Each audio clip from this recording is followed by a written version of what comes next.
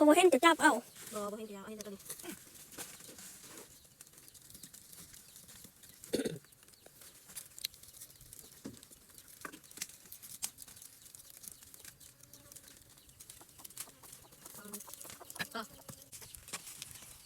แต่เด็กเก็บงานมันมาในงานทำงานเก่ง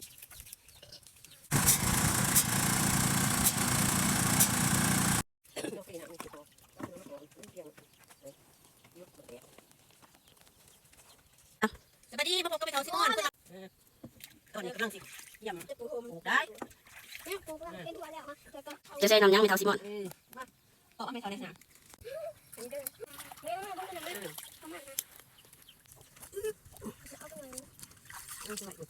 มัดคือขาดได้สิได้กำลังเกี่ย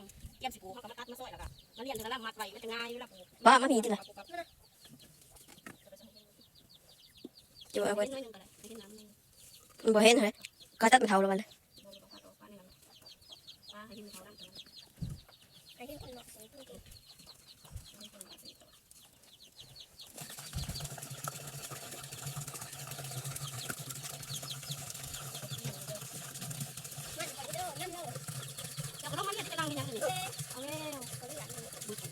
ใส่ตอกแต่ว่าใส่ตอกมันก็อีมันมาที่นี่ที่ตอก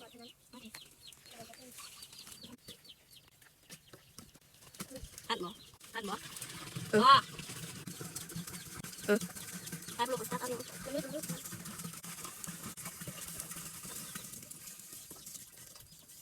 ใส่เลยหรอ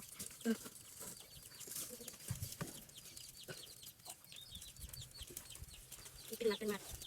แล้วก็ไปแช่น้ำมักน้ำขึ้นสิมันจึงเอาหักสิไล่ก็แซ่บเลยเด้อบ๊ายบายหัวรักยัง